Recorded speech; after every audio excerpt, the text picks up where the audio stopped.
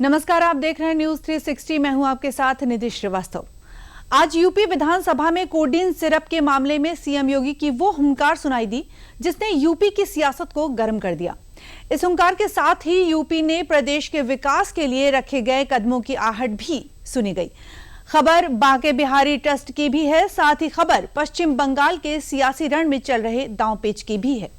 आपको टीएमसी से निष्कासित एक ऐसे विधायक के बारे में बताएंगे जिसने ममता बनर्जी के लिए चिंता का विषय बन गए हैं। जो साथ ही आपको यह भी बताएंगे कि आपको अरावली हिल्स को लेकर सुप्रीम कोर्ट के फैसले पर उठ रहे सवालों पर केंद्र सरकार ने क्या जवाब दिया, यह भी बताएंगे। साथ ही खबर भारत के एक और देश से मुक्त व्यापार एग्रीमेंट की भी है।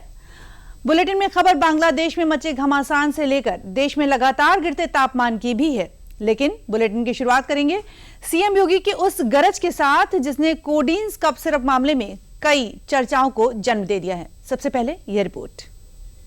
आलोक सिपाही है पक्का सफाई, यह भी तय है अखिलेश यादव के साथ उसके फोटो हैं कि नहीं है, क्योंकि जब सरकार की कार्रवाई अपने अंतिम उस तक जाएगी तो आप में से बहुत सारे लोग फतिया पढ़ने के लिए जाएंगे वहां, तो आपको फतिया पढ़ने की लायक भी हम नहीं छोड़ेंगे। तब तक ऐसी कार्रवाई हम कर देंगे, चिंता मत करिए। समय आने पर बुलडोजर एक्शन भी, उसकी तैयारी भी रहेगी। दो नमूने हैं, एक दिल्ली में और एक लखनऊ में बैठते हैं।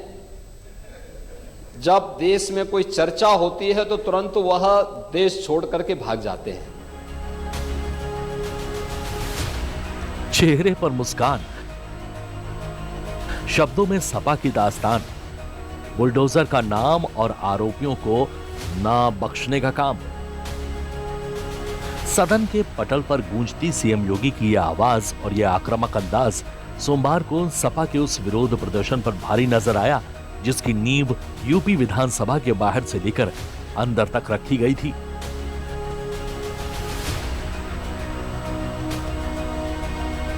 यूपी विधानसभा के बाहर हाथों में कोडीन सिरप कांड के विरोध के बैनर लेकर पहुंचे सपा नेताओं ने सोमवार की सुबह खूब माहौल बनाने की कोशिश की और सदन के अंदर बयानों से सरकार को घेरने की भरपूर कोशिश की। लेकिन सपा की यह रणनीति तब धाराशाही हो गई जब सीएम योगी ने इस मुद्दे पर अपने ही अंदाज में बोलना शुरू किया। कोडीन कप सिरप से उत्तर प्रदेश के अंदर कोई मौत नहीं हुई।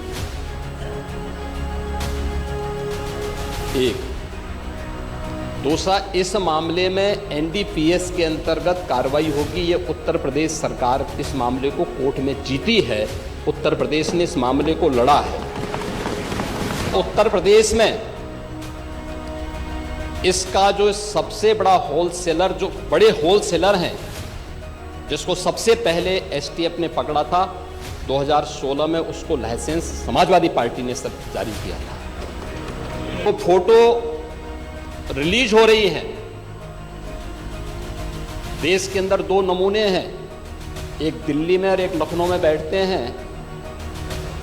जब देश में कोई चर्चा होती है तो तुरंत वह देश छोड़ करके भाग जाते हैं, और मुझे लगता है कि यही आपके बबुआ के साथ भी हो रहा होगा। वह भी देश से फिर जाएंगे इंग्लैंड की सैर सपाटे में और आप लोग यहां चिल्लाते रहेंगे। सीएम योगी ने तंज के रूप में नमूने शब्द का इस्तेमाल किया तो यूपी से लेकर दिल्ली तक चर्चाओं का बाजार गर्म हो गया। सीएम योगी का इशारा साफ था कि इस बयान के बाद अखिलेश यादव भी नहीं चुके और अपनी अगली सियासी चाल के बदले नया ट्वीट करते हुए बीजेपी पर ही तंज कस दिया। लिहाजा नमूने के नाम पर नींव अब यूपी के सियासत में पड़ गई है और इस सब की शुरुआत तब हुई जब सोमवार को सदन में सपा विधायक अतुल प्रधान ने सरकार से सवाल कर डाला। मैं पूछना चाहता हूं सरकार से कि बराबर के प्रदेश में एनडीपीएस के तहत ऐसे माफियाओं के खिलाफ 10-10 साल की सजा का प्रावधान कराकर एनडीपीएस में बंद किया गया है।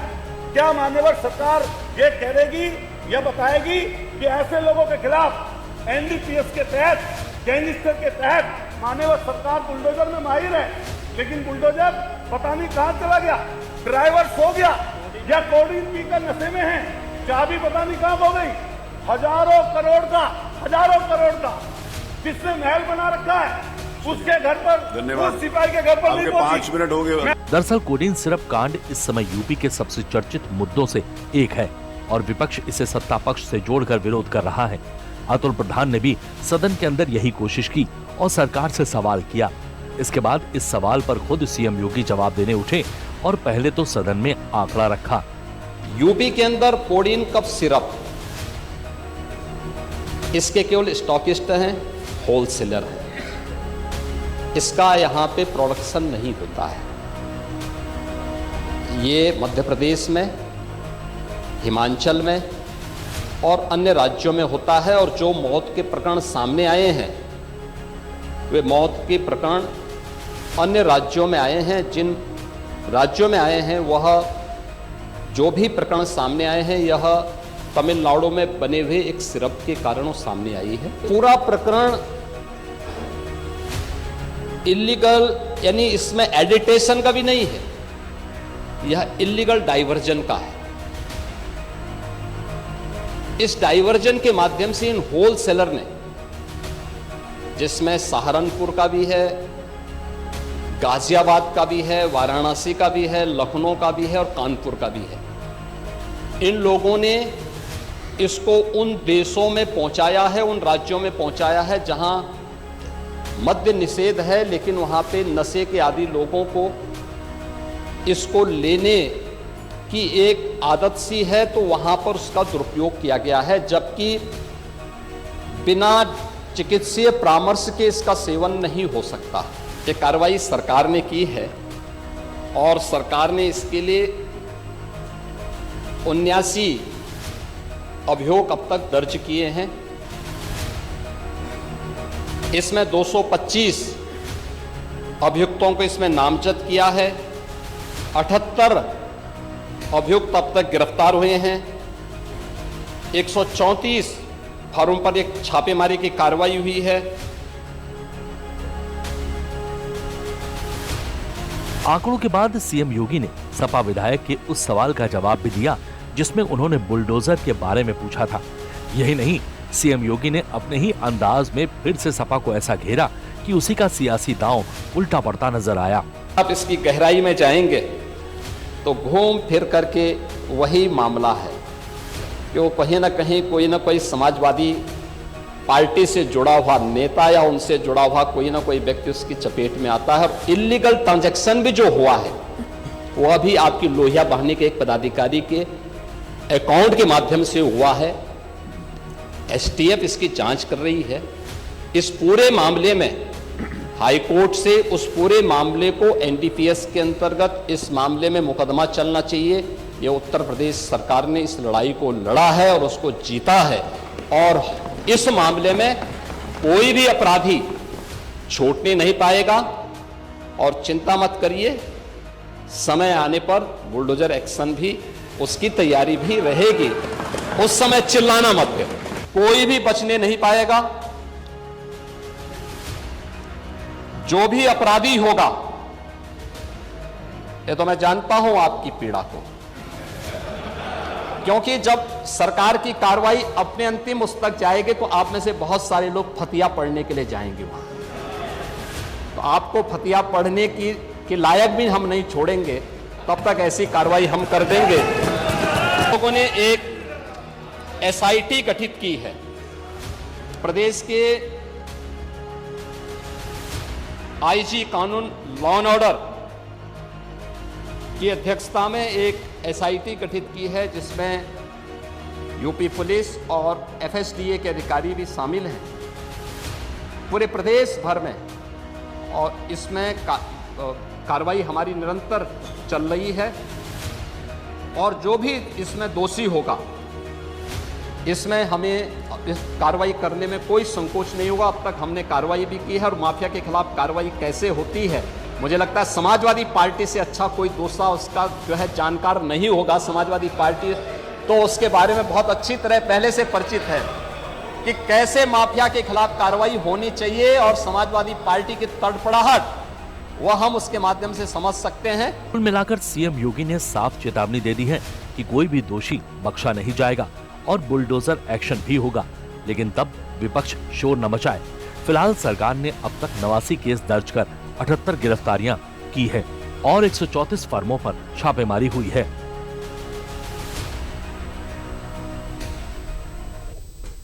और इसी के साथ आपको ये भी बता दें कि यूपी विधानसभा में सीएम योगी की गरज के साथ विकास के लिए रखे गए कदमों की आहट भी सुनाई दी।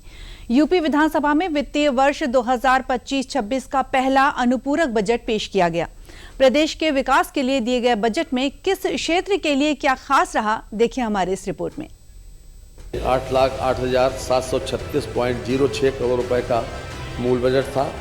आज जो मैं प्रस्तुत कर रहा हूं, ये 24,496.98 करोड़ रुपए का है। ये ऐलान विकास की धारा यूपी विधानसभा में हुआ। ये ऐलान उन योजनाओं को तेजी देगा जिनकी रफ्तार बजट की कमी के कारण धीमी पड़ रही थी। यूपी विधानसभा में किया गया ये ऐलान प्रदेश में औद्योगिक विकास को बढ़ावा देने के साथ कई क्षेत्रों में ऊर्जा भरने का काम भी करेगा।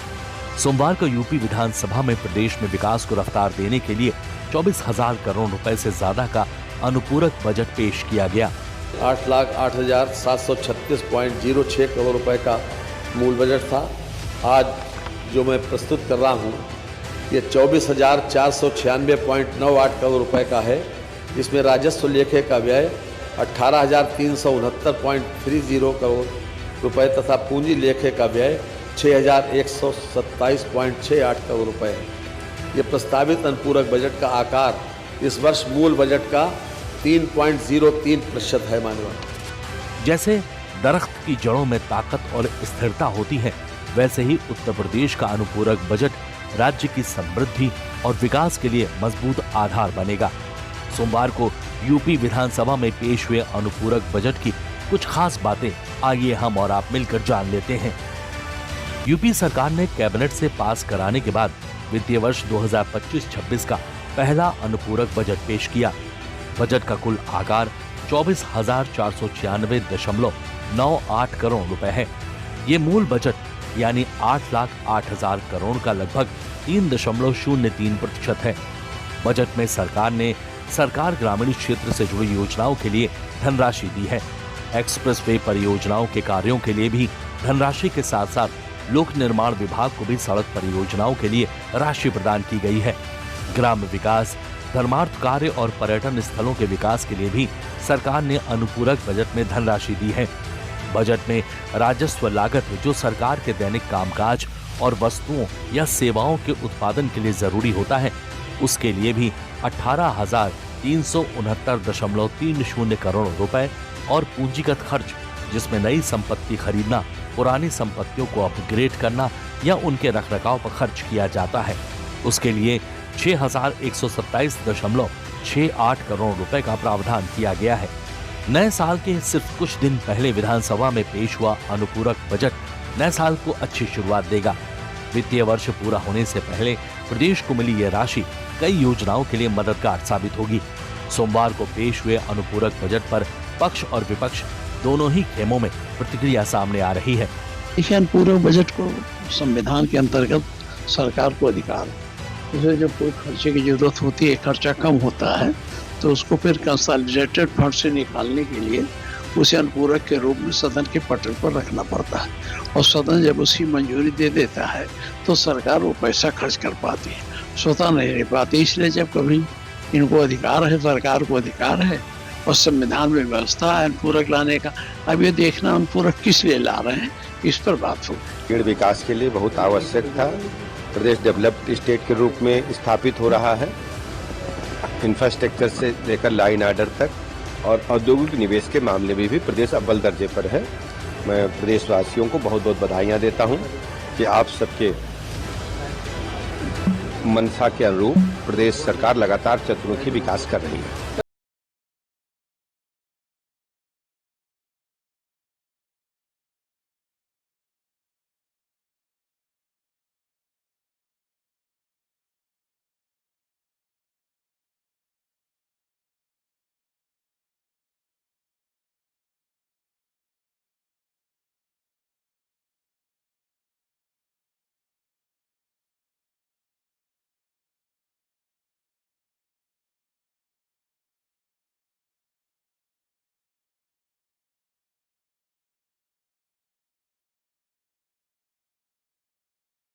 जिसमें प्रदेश में निवेश और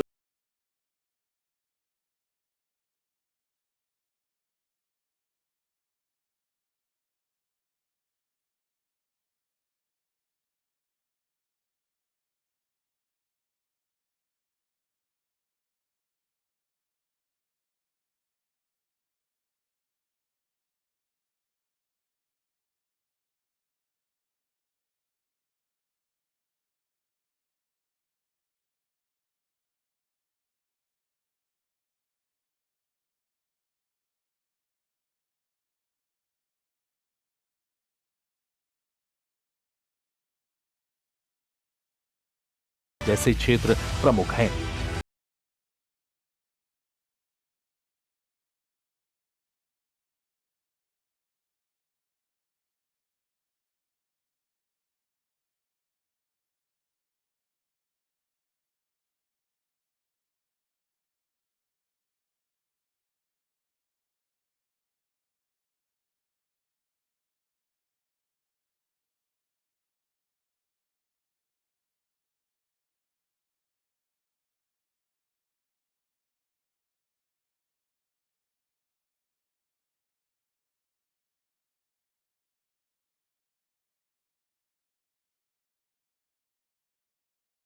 और वित्तीय उत्तरदायित्व प्रबंधन अधिनियम 2004 की धारा 65 के तहत पेश किया गया। देखिए, ये अनुपूरक जो होता है ये एक मेन बजट के साथ आता है और वो जो कुछ कार्य होते हैं जिसके अंदर उसको करने पड़ते हैं और कुछ कार्य जो पाइपलाइन में होते हैं उसके लिए बजट लेकर आते हैं। तो ये आपको साफ दिखाता है कि उत्तर प्रदेश एक विकसित उत्तर प्रदेश बन चुका है।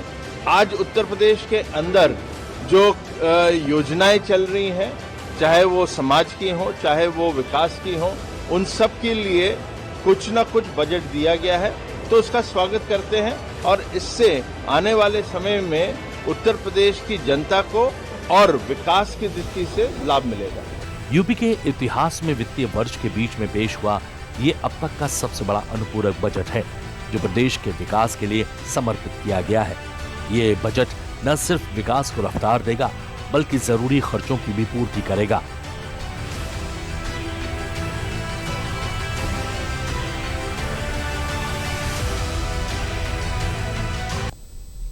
और अब बढ़ते हैं अपनी अगली खबर की तरफ, जहां श्री बांके बिहारी जी मंदिर ट्रस्ट विधेयक 2025 को राज्यपाल की मंजूरी मिल गई है और ये कानून बन गया है। इस कानून से मंदिर प्रबंधन के लिए विशेष ट्रस्ट बनेगा जिससे श्रद्धालुओं को बेहतर सुविधाएं और पारदर्शी व्यवस्था मिलेगी। एक रिपोर्ट। अयोध्या के श्री राम मंदिर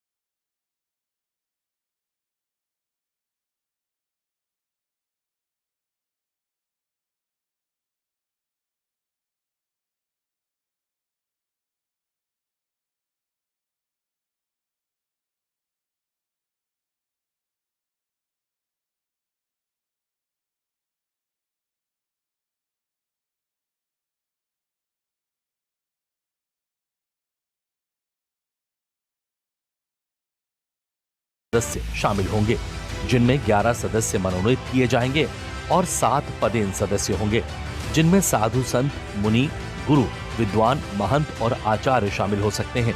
साथ ही गोस्वामी परंपरा से स्वामी हरिदास जी के 2 वंशज भी इसके सदस्य होंगे।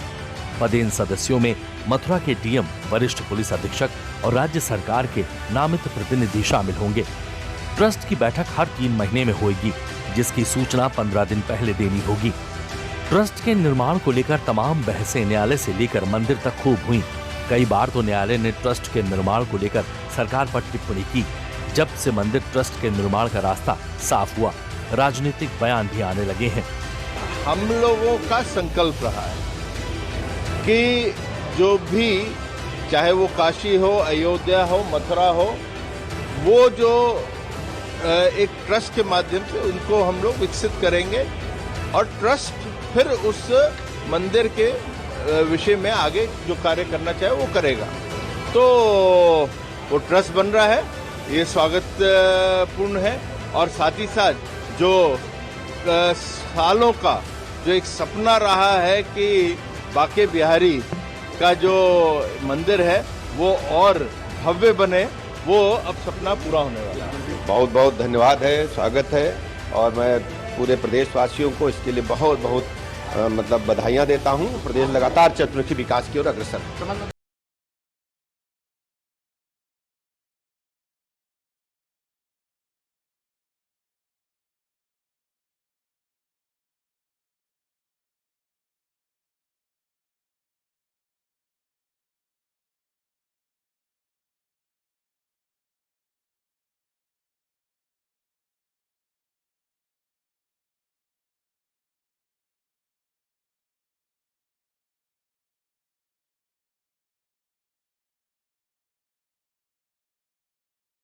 अब खबर अरावली से। बीते कुछ दिनों से सियासत का केंद्र बनने वाली अरावली की पहाड़ियों से जुड़ी इस खबर पर हम नजर डालते हैं, जिस पर केंद्रीय पर्यावरण एवं वन जलवायु परिवर्तन मंत्री भूपेंद्र यादव ने अरावली विवाद पर साफ कर दिया है कि एनसीआर में किसी भी नए खनन की अनुमति नहीं है। सोशल मीडिया और सियासी दावों में फैली अफवाहों को खारिज करते हुए उन्होंने स्थिति को स्पष्ट किया है। एक रिपोर्ट। इस बात को आपके सामने कहना चाहता हूं कि प्रधानमंत्री जी के नेतृत्व में विगत वर्षों में ग्रीन अरावली मूवमेंट को, ग्रीन अरावली के विषयों को आगे बढ़ाया गया। यही कारण है कि 2014 में इस देश में जहां केवल 24 रामसर साइट्स होती थी, भूपेंद्र यादव का यह बयान पिछले कुछ दिनों से देश में फैले अरावली को लेकर शुरू हुए उन सभी विवादों पर सीधा विराम है। इस बयान में वो सच्चाई है जिससे देश की जनता अनजान थी। दरअसल देश भर में ऐसी अफवाहें फैली थी कि सुप्रीम कोर्ट ने अरावली पहाड़ियों की नई परिभाषा को मंजूरी दी है और अरावली पहाड़ियों की परिभाषा में बदलाव कर इसमें बड़े पैमाने पर खनन की अनुमति दी गई है, जिसको लेकर केंद्रीय वन एवं पर्यावरण मंत्री ने प्रेस कॉन्फ्रेंस कर उन सभी रिपोर्टों को खारिज कर दिया है जिनमें इस तरह का दावा किया गया था। अरावली में कोई भी रिलैक्सेशन नहीं दिया गया है। पहली बात, अरावली भारत के 4 राज्यों में है, दिल्ली, राजस्थान, हरियाणा और गुजरात। टोटल अरावली 39 डिस्ट्रिक्ट्स में है। अरावली की पिटीशन 1985 से चल रही है। कुछ YouTube चैनल ने और कुछ लोगों ने एक कंफ्यूजन खड़ा कर दिया कि 100 मीटर का अर्थ होगा टॉप के 100 मीटर। ऐसा नहीं है। उसका जो बेस स्ट्रक्चर है, जो पर्वत का बेस स्ट्रक्चर है, अगर वो जमीन के अंदर भी 20 मीटर है, वहां से लेके 100 मीटर तक प्रोटेक्शन है। तो जो 100 मीटर का प्रोटेक्शन है, जो लोगों ने कंफ्यूजन करा है कि मतलब ऊपर का 100 मीटर है, नीचे खुदाई कर सकेंगे, वो नहीं है। मैं आपको फिर क्लियर कर रहा हूँ। 100 मीटर का अर्थ है टॉप 100 मीटर से बॉटम के अंदर तक जो उसका पूरा फैलाव है। पहाड़ी तो ऐसे होती है, तो उसका बॉटम तो बड़ा होता है। जहां तक उसका बॉटम जाएगा वहां से लेके 100 मीटर तक प्रोटेक्शन है। मेरा ये स्टेटमेंट लिख लीजिए, टोटल अरावली का एरिया 1,47,000 स्क्वायर किलोमीटर है। इसके बाद केवल अभी की जो मेरे पास 39 डिस्ट्रिक्ट है, केवल 217 किलोमीटर मतलब 2% में ही माइनिंग हो सकती है, और वो भी हर तरीके से नहीं हो सकती। उसके लिए भी सुप्रीम कोर्ट ने डायरेक्शन दिया है कि आपने जैसे सारंडा और झारखंड में एक पूरा पहले माइनिंग प्लान बनाया है, वो प्लान तैयार करिए। वो प्लान तैयार करने के बाद भी ICFR जो इंस्टीट्यूशन है उसकी परमिशन होगी, उसके बाद ही परमिशन मिलेगी। दिल्ली में कोई भी माइनिंग अलाउ ही नहीं है, ना होगी। अपने दिए गए बयान में केंद्रीय पर्यावरण मंत्री ने यह साफ किया है कि 100 मीटर की सुरक्षा सीमा पहाड़ी के बॉटम यानी जिस स्थान तक पहाड़ी का आधार फैला होता है वहां से मानी जाती है, यानी पहाड़ी के नीचे से 100 मीटर ऊपर तक का पूरा इलाका संरक्षित होगा। इसके बावजूद कांग्रेस और NSUI के कार्यकर्ताओं ने सोमवार को विरोध प्रदर्शन किया और सड़कों पर मार्च निकाला।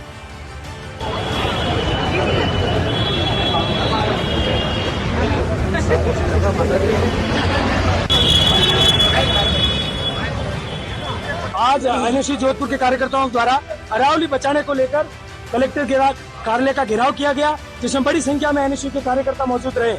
जिस प्रकार से मोदी सरकार ने जो रिकमेंडेशन दी सुप्रीम कोर्ट में, सुप्रीम कोर्ट ने जो फैसला लिया कि 100 मीटर से जो भी कम रेंज की पहाड़ियां हैं उसको अरावली में नहीं माना जाएगा। अरावली हमारे राजस्थान का और देश का भविष्य है। तो जोधपुर की धरती, यहाँ के लोग माँ माता देवी विष्णु ने अपने पेड़ को बचाने के लिए अपने हजारों लोगों को इस संगठन में साथ में लेकर उन्होंने अपने सर का धड़ से अलग करने का काम किया था। उन्हीं के उपलक्ष्य में आज हम जोधपुर के वो वीर धरती के वो वीर पुरुष है जो इस अरावली बचाओ देश बचाओ के आंदोलन को मजबूत कर रहे हैं। दरअसल भारत की धरती पर फैली अरावली पर्वत श्रृंखला न केवल एक भौगोलिक चमत्कार है, बल्कि ये दुनिया की सबसे पुरानी पर्वत श्रृंखलाओं में से एक है। राजस्थान, हरियाणा, गुजरात और दिल्ली तक फैली ये श्रृंखला करीब 692 किलोमीटर लंबी है, जबकि राजस्थान में ही इसका हिस्सा 550 किलोमीटर तक आ जाता है। भारत की अरावली का इतिहास पुराना रहा है।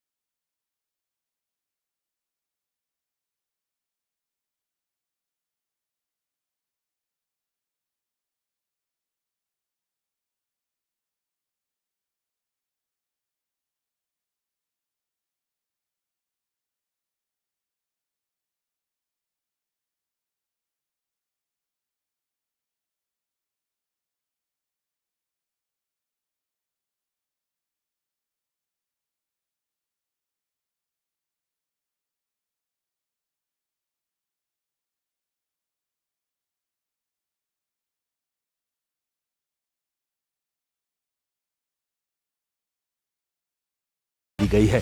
सरकार का कहना है कि ये प्रतिबंध केवल पहाड़ की चोटी या ढलान तक सीमित नहीं है, बल्कि पूरे पहाड़ी तंत्र और उसके भीतर आने वाले भू आकारों पर लागू होता है।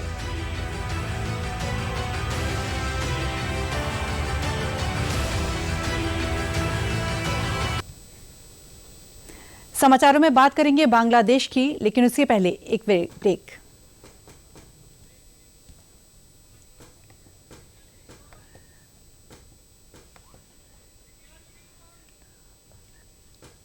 बेमौसम बारिश, आंधी और तूफान की चिंता भूल जाओ, फसल बीमा कराओ, सुरक्षा कवच पाओ। प्राकृतिक आपदा हो या कोई दुर्घटना, उसकी चिंता से भी मुक्ति पाओ। पीएम फसल बीमा योजना से करीब 2 लाख करोड़ रुपए क्लेम के रूप में किसानों को मिले हैं। मैं 15-20 वर्षों से खेती कर रहा हूँ। मेरे पास 3 हेक्टेयर लगभग जमीन है। प्रधानमंत्री फसल बीमा हमें आर्थिक मदद करती है। हमें 23-24 में खरीफ की फसल में 48,900 रुपए मिला। हमारे जो संपर्की किसान हैं, मैं उनको समझाऊंगा, बताऊंगा, जैसे मुझे सहायता प्राप्त हुई है ऐसे अन्य लोगों को भी हो। रबी फसल बीमा के लिए शीघ्र पंजीकरण कराएं। बैंक शाखा, बीमा कंपनी, कृषि ऋण समिति, जन सेवा केंद्र से संपर्क करें। फसल बीमा से संबंधित जानकारी के लिए हेल्पलाइन नंबर 14447 पर कॉल करें। फसल बीमा कराओ, सुरक्षा कवच पाओ।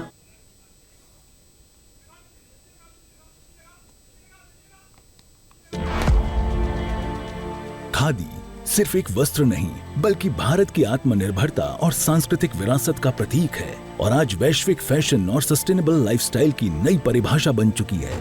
वर्ष 2024-25 में वर्ष 2013-14 के मुकाबले 1,16,000 करोड़ रुपए के खादी ग्रामोद्योग प्रोडक्ट्स का उत्पादन, जो लगभग 350% की वृद्धि है। 1,70,000 करोड़ रुपए के खादी ग्रामोद्योग प्रोडक्ट्स की रिकॉर्ड बिक्री अर्थात 450% वृद्धि दर्ज हुई और साथ ही पिछले 11 वर्षों में लगभग 2 करोड़ लोगों को केवीआईसी ने रोजगार दिया।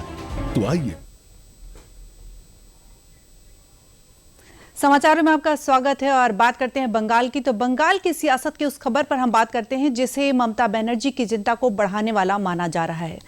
जी हां, ममता बनर्जी की चिंता को बढ़ाने वाला ये जो सियासत है, दरअसल टीएमसी से निष्कासित विधायक हुमायूं कबीर ने आज नई पार्टी का ऐलान कर दिया है और बंगाल चुनाव के कुछ महीने पहले उनका ये फैसला अब सबसे ज्यादा ममता बनर्जी के लिए मुश्किलों वाला माना जा रहा है। इस रिपोर्ट में हम आपको आंकड़ों के साथ समझाते हैं पूरा मामला। बनर्जी अगले दिन सत्ता में नहीं आएगी, किसी को लोगों के मुर्शिदाबाद जो चुनाव में उतरेगी वो पराजय निश्चित होगी। ये टीएमसी से निलंबित विधायक हुमायूं कबीर हैं।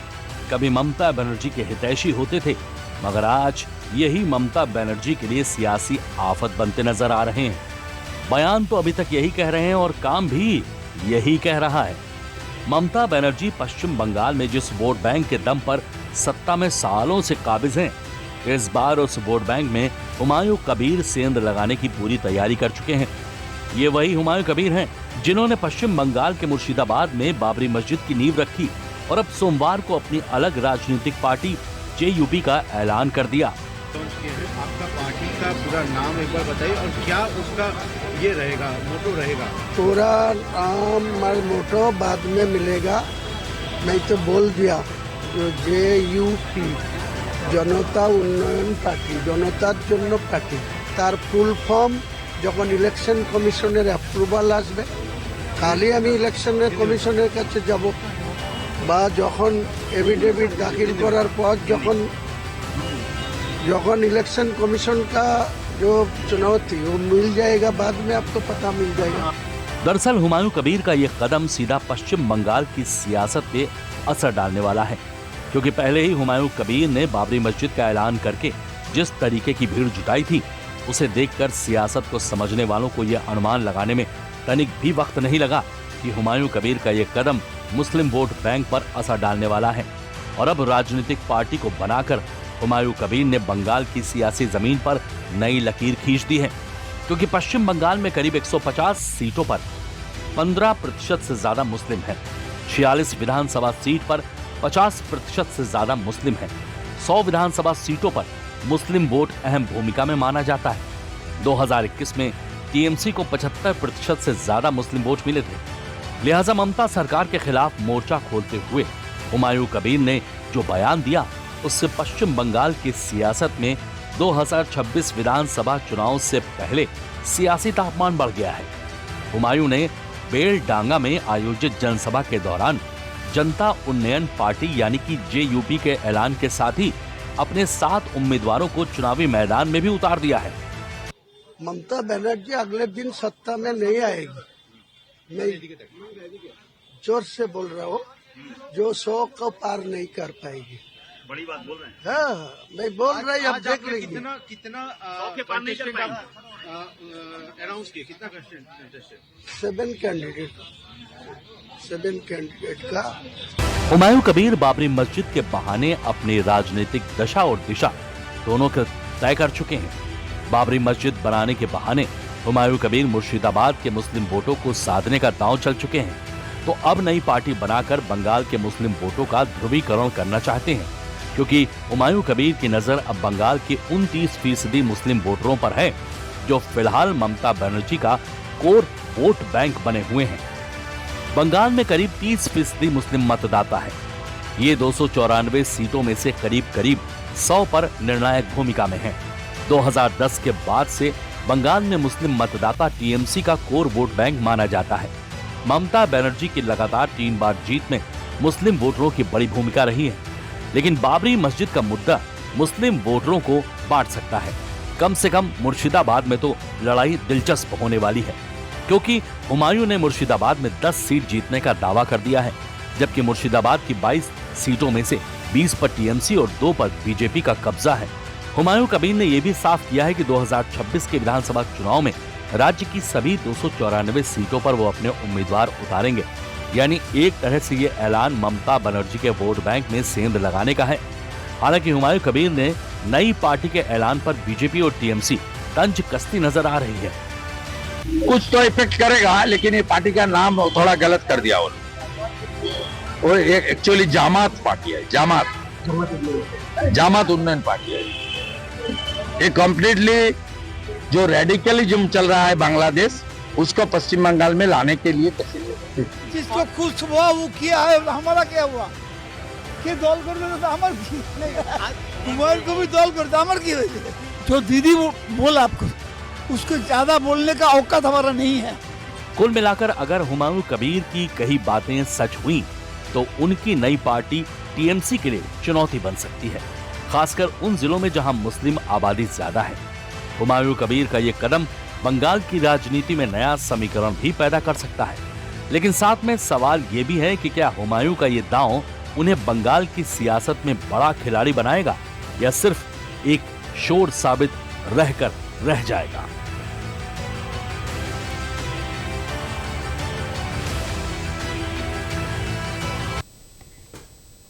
और अब व्यापार के लिहाज से एक बड़ी खबर हम आपको बता दें। दरअसल भारत और न्यूजीलैंड के बीच आज फ्री ट्रेड एग्रीमेंट यानी एफटीए पर मुहर लग गई है। प्रधानमंत्री नरेंद्र मोदी ने न्यूजीलैंड के प्रधानमंत्री से टेलीफोन पर बातचीत की, जिसके बाद दोनों देशों के बीच समझौता लागू कर दिया गया है। एक रिपोर्ट।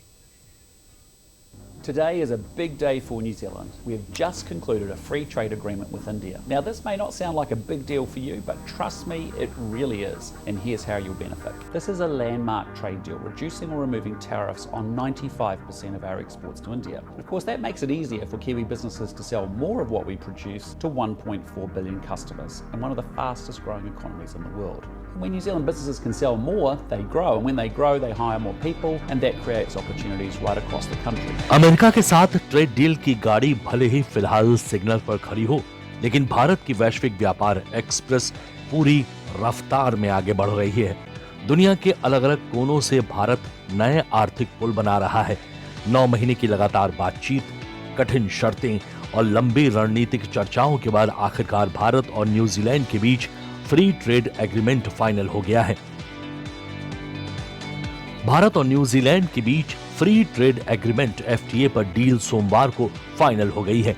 न्यूजीलैंड के प्रधानमंत्री क्रिस्टोफर लक्सन ने सोमवार को इसकी अनाउंसमेंट की। इस डील से न्यूजीलैंड के एक्सपोर्टर्स को भारत में मिडिल क्लास तक आसान पहुंच मिलेगी। डील के तहत न्यूजीलैंड से भारत आने वाले 95% यानी 95% सामानों पर आयात शुल्क यानी टैरिफ या तो खत्म कर दिया गया है या काफी कम कर दिया गया है। इससे आधे से ज्यादा प्रोडक्ट्स पहले दिन से ड्यूटी फ्री हो जाएंगे। ये सिर्फ 2 देशों के बीच एक समझौता ही नहीं, बल्कि भारत की बदलती व्यापार नीति का एक बड़ा उदाहरण भी माना जा रहा है। एक ऐसा भारत जो अब सिर्फ आयात निर्यात ही नहीं, बल्कि समानता, प्रतिस्पर्धा और साझेदारी की शर्तों पर सौदे कर रहा है। फ्री ट्रेड एग्रीमेंट की बातचीत समाप्त की और एक बहुत ही द्विपक्षीय लाभ देने वाला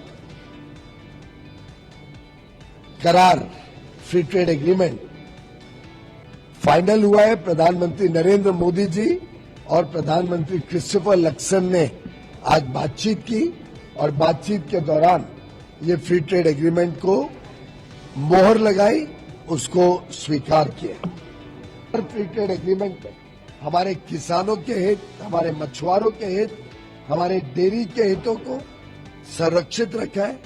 हमने हमारे एमएसएमई, लघु उद्योग, सक्षम लघु और मध्यम उद्योग को और बल देने वाले और तेजी से आगे बढ़ने वाले एफटीए के, विशेषकर जो लेबर इंटेंसिव सेक्टर्स हैं, टेक्सटाइल्स, वस्त्र क्षेत्र, होम डेकोर, अपैरल,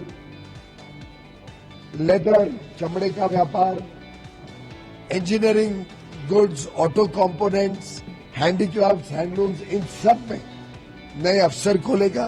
देश के कोने कोने तक हमारे किसानों को नई टेक्नोलॉजी के साथ, हमारे डेयरी को नई टेक्नोलॉजी के साथ प्रोडक्टिविटी बढ़ाने के लिए, हमारे फल फूल बनाने वाले, सब्जी बनाने वाले किसानों के लिए नई टेक्नोलॉजीज का लाभ मिले, ऐसे कई सारे प्रावधान इस एफटीए के माध्यम से भारत के किसानों की आमदनी, हमारे कामगारों की आमदनी, एमएसएमई सेक्टर के लिए नए रोजगार, नए विकास के मौके और हमारे युवा युवतियों को, स्टार्टअप्स को स्पोर्ट्स के क्षेत्र में, हमारे स्टार्टअप्स को, हमारे युवा युवतियों को शिक्षा और स्वास्थ्य के क्षेत्र में नए अवसर प्रदान करें।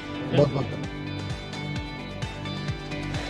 इस डील के तहत न्यूजीलैंड से भारत आने वाले 95% सामानों पर आयात शुल्क या तो पूरी तरह खत्म कर दिया गया है या फिर उसे काफी हद तक घटा दिया गया है। सबसे बड़ी बात तो यह है कि इनमें से आधे से ज्यादा प्रोडक्ट्स पहले ही दिन से ड्यूटी फ्री हो जाएंगे, उन पर कोई टैरिफ नहीं लगेगा। यानी भारतीय बाजार में डेयरी, वूल, एग्रीकल्चरल प्रोडक्ट्स, मशीनरी और कई इंडस्ट्रियल सामान अब सस्ते दामों पर उपलब्ध होंगे। अब आखिर इस डील से भारत को किस सेक्टर में कैसे फायदा होगा, आइए ये भी जान लेते हैं। भारत के आईटी, फार्मा और सर्विसेज सेक्टर को बेहतर एक्सेस मिलेगा। इंडियन प्रोफेशनल्स के लिए न्यूजीलैंड में वर्क वीजा और स्टडी के दौरान जॉब के ऑप्शंस बढ़ेंगे। म्यूचुअल रिकॉग्निशंस एग्रीमेंट्स यानी MRAS से क्वालिफिकेशन को मान्यता मिलेगी। भारत के एमएसएमईज, किसान और यंगस्टर्स को नई अपॉर्चुनिटी मिला करेगी। ट्रेड डाइवर्सिफिकेशन से भारत की ग्लोबल पोजीशन मजबूत होगी। सरकार का दावा है कि इस समझौते से भारत के एक्सपोर्ट सेक्टर को बूस्ट मिलेगा। देश के हर एक सेक्टर जैसे textile, pharma, IT services, auto parts और प्रोसेस्ड फूड जैसे सेक्टर्स न्यूजीलैंड के बाजार में अब और मजबूत पकड़ बना पाएंगे। इसके साथ ही न्यूजीलैंड के व्यापारियों के लिए भारत एक बड़ा अवसर बन सकता है, क्योंकि भारत की आबादी और बढ़ती परचेजिंग पावर उनके डेयरी, ताजे फल और ऊन उद्योग के लिए दुनिया का सबसे बड़ा प्लेटफॉर्म बन सकती है।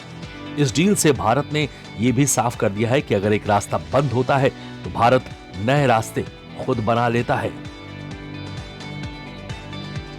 ट्रेड एग्रीमेंट है जो भारत ने प्रधानमंत्री मोदी जी के नेतृत्व में गत 4 वर्षों में किया है, और सभी फ्री ट्रेड एग्रीमेंट जो भारत ने मोदी जी के नेतृत्व में किए हैं वो भारत से ऐसे देशों के साथ किए हैं जो भारत के साथ स्पर्धा में नहीं है, पर भारत के अर्थव्यवस्था को और बल देते हैं और तेजी से आगे बढ़ने के लिए मौके और अवसर देते हैं। 7 एग्रीमेंट ऐसे देशों के साथ है जो विकसित है, जिनका पर कैपिटा जीडीपी भारत से कई गुना अधिक है।